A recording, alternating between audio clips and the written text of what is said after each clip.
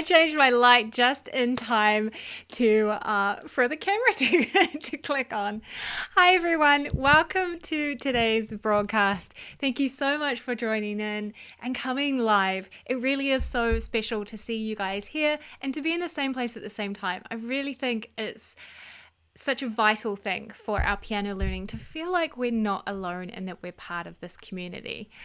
I want to go and have a look at the comments. Thank you so much, Val, for coming and saying hello. She can't make it live, but she's going to watch the replay. Awesome. Skip says he's going to have to watch the replay a couple of times to get the technological stuff. I think today is hopefully, my aim is that it's going to be super simple. We're talking about an easy way to record your piano. It's definitely not going to be technologically advanced, or at least you can make it as advanced or as simple as you want to. Also, what I'm going to mention later in the coaching is that we're going to have a next level to this. So this is the easy way to record your piano, just using things that you have at home. In fact, one in particular thing that you can probably guess what it is, given the question in the introduction screen. But we are going to go from this training today into a more advanced, not necessarily advanced technologically, but a bit more of a serious version of recording yourself at home in this month's members only coaching. So if you are a member, a creative pianist member, you can look forward to this coaching. Is going to be at the end of this month. It's always the last Friday for me, last Friday morning. For you guys in the US, UK and Europe, it's the last Thursday night of the month. So 24th, 25th, depending on your time zone of March. I'm going to talk a little bit about that later, but just so you know, today's run through is really going to be very simplistic technologically, because I want to make sure that we all have a way to record ourselves that's not daunting. So Skip says he has an Android, Marsha has an iPhone, and the reason I asked this question is going to become clear in just a moment.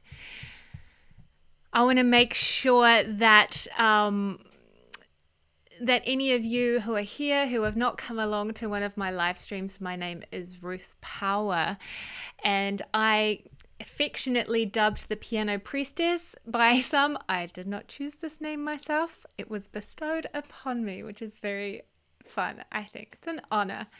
But the Piano Priestess of the internet, because I've been teaching on the internet for the last 5 years. In fact, long before that as well. Before Piano Picnic was formed, I was teaching piano on the internet anyway, but that's a story for another day. If you don't know who I am the founder of Piano Picnic, where you can learn to play creatively at the piano bite by bite. So there's lots of places out there on the internet that will teach you the basics of learning piano, but only here at Piano Picnic are you going to learn the creative skills of being a pianist, being a musician, sit at the piano, playing freely, learning to feel confident about what you know, and being able to sit at the piano and play exactly what's in your heart. And so this is the home for that at Piano Picnic. And those who sign on to my membership, the Creative Pianist membership, get guided through that learning process from start to finish. And I've got some exciting changes coming soon as well to the membership that I'm in the process of letting you all know about via email, but more information to come on that soon. Mark Davis. Hi, Mark. Nice to see you here. He says he has an iPhone. Okay, so we've got a good mix of iPhone and Android. So this is good. What I have to say is going to be helpful, I think. So today we're talking about easy ways you can record and get the most out of your recording using things that you already have at home.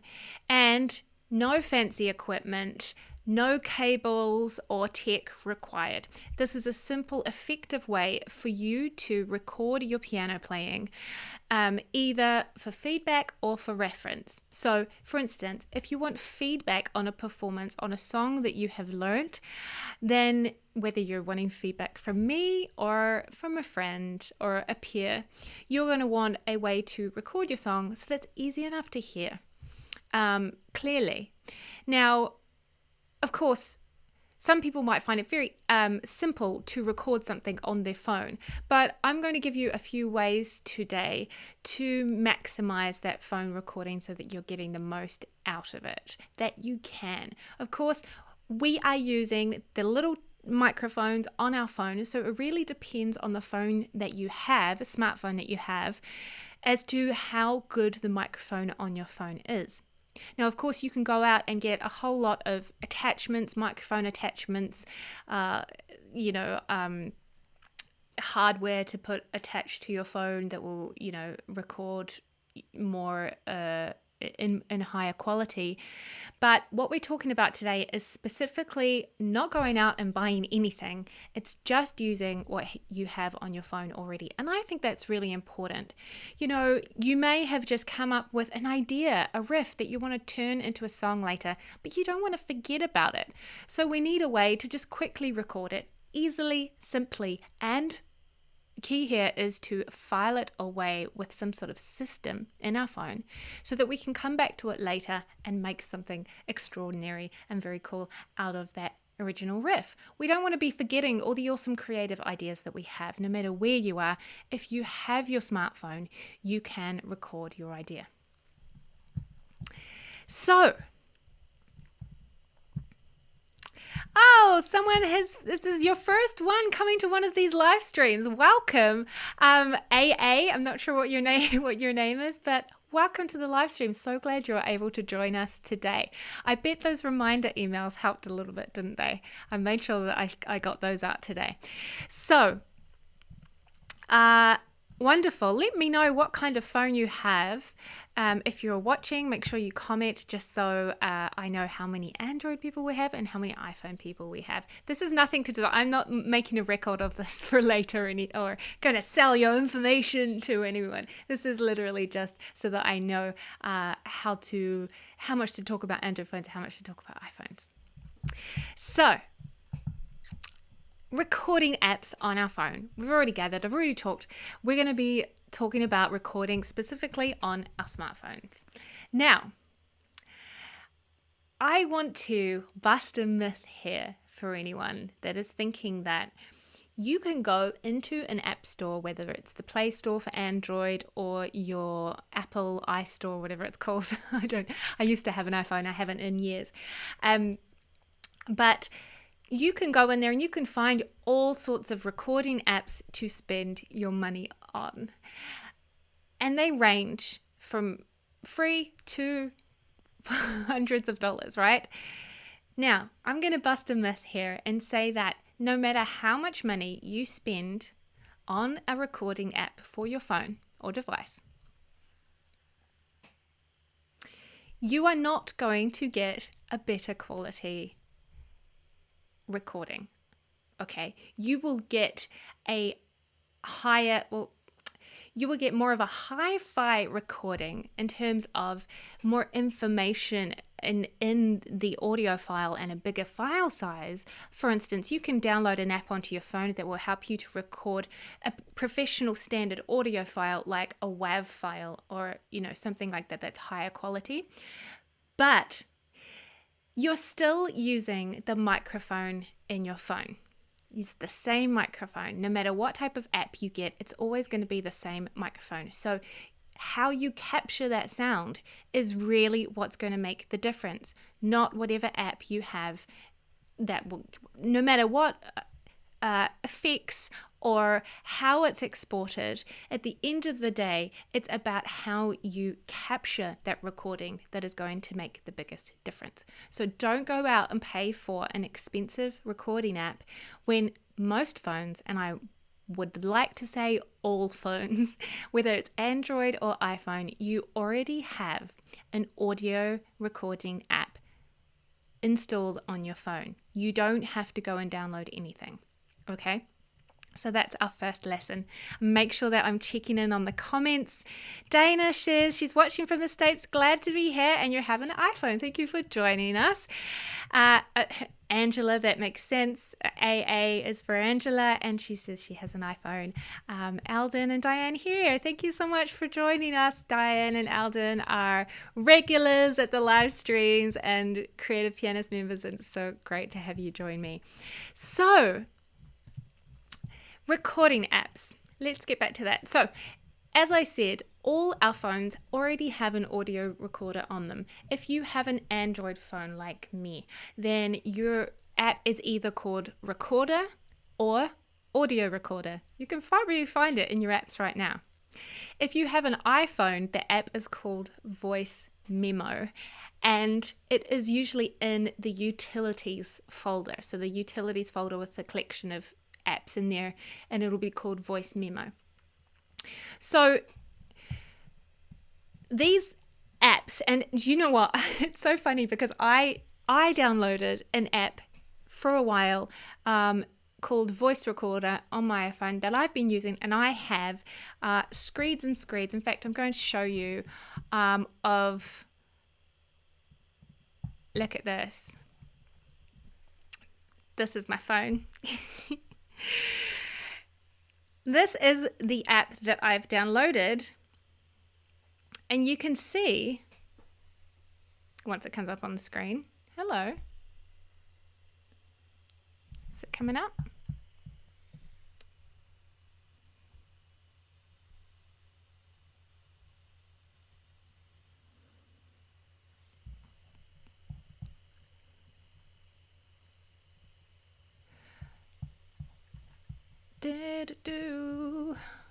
Why isn't that working? Okay, here we go. Oh my gosh, that was so slow. Okay. So, here we go. Oh, now it's got an ad. Wonderful. So this is my voice recorder app, and you can see that I have a ton of different recordings here. I've been using this for the longest time, and you know what? I just found out because when I was looking at researching for this today, I realized that I already have a whole nother app already installed in my phone, not this one, and it's so much better. And this one's just called Recorder. So this is what it looks like. We go in and it has, very simple interface. It has a little record button down the bottom. If I record this here, I can go, I'm recording exactly what I'm saying right now. I have to delete my other one. Here we go.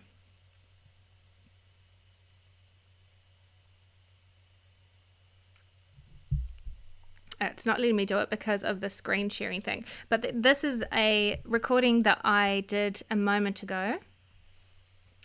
Yeah. This is a test. So you heard that, me doing a test. So I recorded that. And now I can actually go in and I have... Yeah. This is a test. I have these abilities to edit it. So I can edit the audio file. I can trim so that I don't have the start or the end. Keep selected part or delete selected part. That's a cool function. Then I can go in and I can skip silences. Yeah. This is a test. So that it plays. Yeah. This is a test. So that played it from where the audio began rather than playing the silent bit at the start. I can play it in different speeds.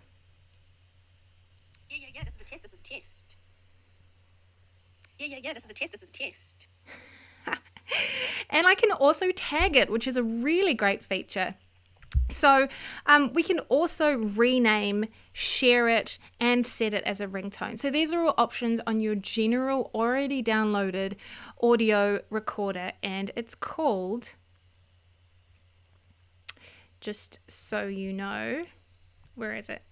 Boom. Showing you all my messages there. Okay, there we go. So up there in suggestions, it's the top option there. It's just called Recorder, super simple. So any Android phone will have this. Now, if you have an iPhone, then, where are we? if you have an iPhone, then you have basically the same thing, except it is called voice memos. And I don't have an iPhone to show you it here, but you have essentially the same capabilities. If I go into show you here, so you can see on this page I have up, making, recording and voice memos on your iPhone, you can see the screen looks very much the same as the one I was just showing you, and it has similar sort of capabilities. You have basic recording, and then you can also edit it with, and here's the instructions. So this is, I just went to searched voice memos on iPhone instructions, and this came up. So if you want instructions specifically for your iPhone, then go in there. But I'm looking at it now, it looks almost exactly the same as the one that I was just demonstrating. So with that, you can be recording your acoustic piano straight into the microphone of your phone, and you can do little edits, like cut out the start when there was a gap when you went from your phone to your piano, or at the end you made a noise on your seat or anything like that. You can edit those bits out, which is a really nice capability to have. So that's the basics of recording from our phone and being able to edit it. Now, there's a few extra tips that I want to share with you in order to capitalize on what we have here. So, as I said before, you're not going to get a better recording by purchasing a fancier app, because you're always working with that same microphone on your phone. But the recording you're capturing through that microphone can be made better from a few different ways. Okay, so the first way is to improve your environment.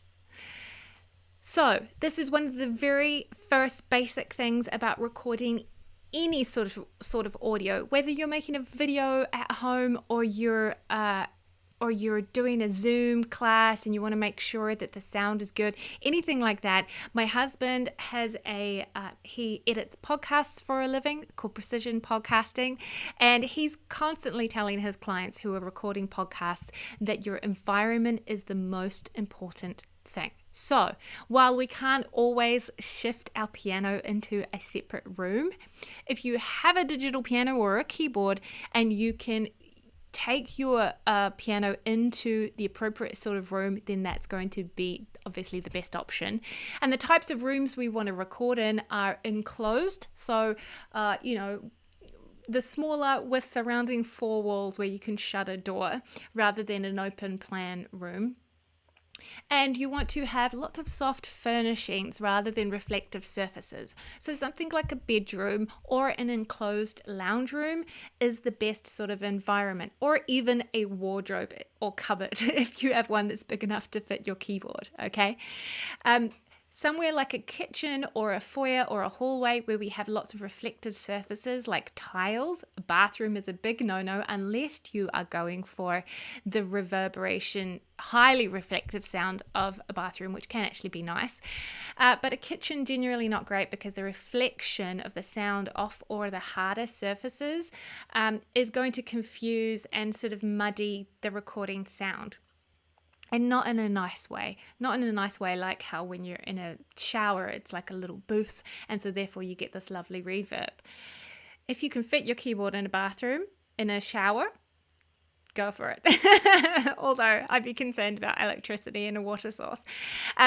But basically soft furnishings is the key. So if you've got curtains, draw them. If you've got couches, cushions around, I've even heard of people recording, when they're recording audio, if they're singing, getting a microphone and putting a duvet over themselves in order to enclose in a soft way the beautiful sound so that it's focused on the original audio source going into the microphone rather than the original source, plus all the reflections from the room around you. So making sure that your environment is less reflective, more soft furnishings is a major plus. Of course, if you can't move your piano, you've got an acoustic piano, it's very much stationary or a very heavy digital piano that's fixed to a heavy stand, you're not going to want to be moving it around. So therefore, you can do things like, as I said, draw your curtains. You can make sure that your phone is propped up on something where it's not going to be vibrating with the sound or the movement of your piano. So what I've done before is, depending on where the speakers are on your piano, if they're speakers, or if you're wanting to capture from it around up the top of the piano inside the lid, you can play around with the placement of your phone and see what different sounds you can get. But what I usually do is what I do when I'm recording, in a basic way, I do have a lot of recording gear, and I should flick around the camera for a second so you can see my studio. Here we go. Look at this. Here we go. So this is the piano slow pan. There's a vocal booth. There's a drum kit. We've literally just put up some. I'm not going to get my original thing now. Was talking away from the microphone just then. You saw the studio with all the stuff. We literally just put up some acoustic foam to treat the room. So there's all sorts of professional things going on in here you don't have to worry about. But what I like to do when I'm just basic doing it, which is often because I'm lazy, is to put my phone nearest to where the speaker is on my piano, or if you're on an acoustic piano, obviously the sound is coming out from the inside of the lid. I put my phone onto a cushion, and that makes sure that it isn't getting vibrated by the surface of the sound on the acoustic piano or on the keyboard. When you're playing a keyboard, because it's less stable than a acoustic piano, it can sort of wobble around and vibrate a bit as you play, and that comes through on the recording. So I'll just put my phone on top of a little cushion, and that helps that. So we've got making sure that our environment is as good as we can possibly get it. And the next hint that I want to give you guys today is filing matters, okay? So we want to make use of the features in whatever app you're using. If they have tagging, if they have even just naming the audio file, if you can put them in folders, that's even better. But decide on a naming convention for your musical recordings so that you can easily come back to what you need later. There's nothing worse than scrolling through an entire library of audio recordings and all they have is the automatic name, which is just the date and the time. That's so frustrating because you have to go into each individual one and listen to it, and oh yeah, that's that one. Listen to them. Oh yeah, that's that one. Listen to them. Oh yeah, that's that one. It's frustrating. I've been there. Don't do it. So we want to make use of the naming or tagging features and set yourself up in what we call a naming convention. So one that I like to use is what the recording is. So for instance, a new song or a performance, and then dash, and then either the title of the song or how it feels. So for instance, when you're writing a new song or you come up with a new riff, you don't necessarily have a name for it yet, but you could have like a feeling or a genre. So if I've just written a song that's quite poppy and like real dancey, I might say dance pop or something like that, just anything that just for me, so I know, have some sort of an idea of what that recording is. And then dash, and the third thing I would put would be the date, 3rd of March or something like that, so that I can also find what my most recent idea was if I need to. So you might get something like new song dash happy dash 3rd of March, and that's the naming convention that I like to use. I'm very inconsistent, so it changes all the time, but at least I have some sort of filing so that when I go to sit at my piano and I want to write a song, as I've talked about in the Keys to Songwriting course, I make sure that when I write a song, I'm not really starting from a blank page. I'm starting from all the cool ideas I've already come up with and filed away in my phone. So I sit at the piano, I think I've got time to write a song right now. And so I go into my ideas, look at happy, dancey, no,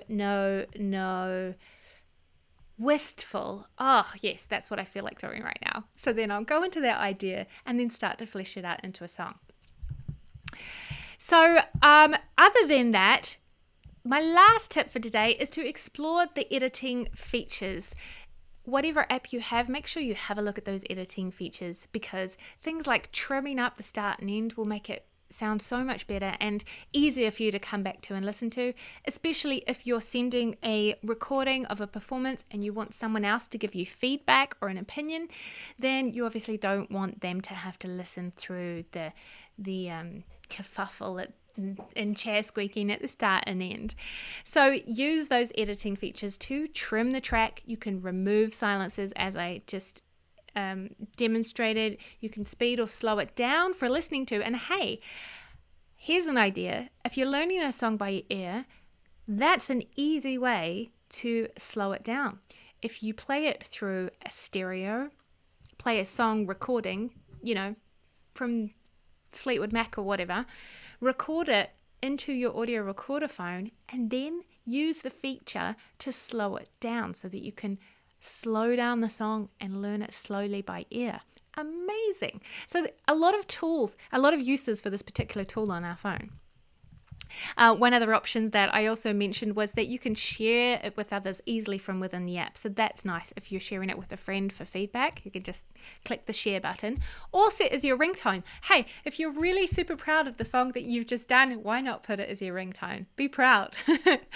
So today we have talked about the easiest way to effectively record your piano playing with your smartphone, how to get the most out of it without spending any money or going to the shop or ordering anything. But we are going to go deeper than this today. We're going to go deeper in this month's members training. It's called Recording at Home, and we are going to have a very special guest tutor, none other than my husband, Kane Power, who's currently in the other room while I do the live stream.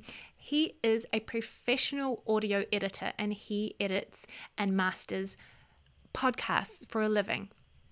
And he also records and mixes all of our band projects and all that sort of thing. He's a drummer, he's a dedicated, passionate musician. He knows a lot about recording audio, especially for musicians. So he's going to be demonstrate. I just saw the comment. Sorry, I got distracted. Hi.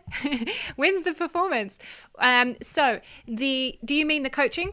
The coaching is at the end of the month. So on the 25th of March, down here in New Zealand, but 24th of March in the evening for most of you guys. And Kane is going to be presenting how to use your computer. So now I want to ask you, as we're finishing up here, let me know if you have a computer or laptop, whether it is a Mac or iOS or a PC. Sorry, I just had a mind blank. Me and my husband both have Macs because we both work, on content and creatively. But I'm aware that a lot of people have PC, so that's basically not Mac computers.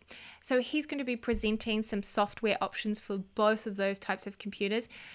Very basic options, so we're not going into the crazy professional softwares, just super basic stuff, so that we can step up a little bit of a level. If you're wanting to step up a level from just capturing on your phone, hey, if you've got a really awesome song that you've been writing in the songwriting course and you want to capture it properly, then I would encourage you to do that, because there's nothing better than having a good recording that effectively communicates the beautiful performance that you give, the hard work you've put into writing a song, and the expressiveness.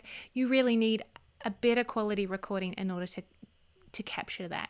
So we're going to be going over how to use basic software to record multiple takes on your piano, whether you have an acoustic piano or a digital piano. We're going to go over some basic gear that you might need. And I'm all about presenting the option that is the least amount of stuff that you need to buy, okay?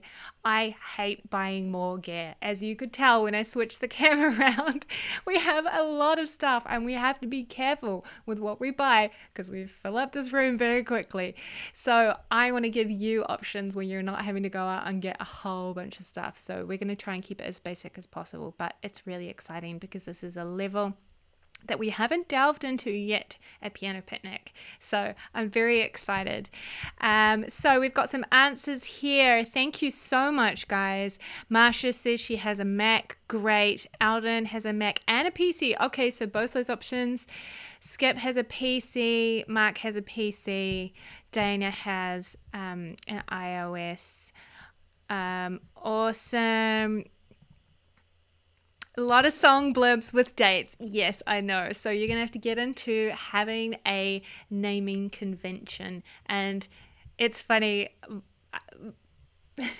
My husband who edits podcasts, we've had this discussion before about naming conventions, and everyone has their own different ones. And every time you work with it, he works with a different client, they have a different naming conventions.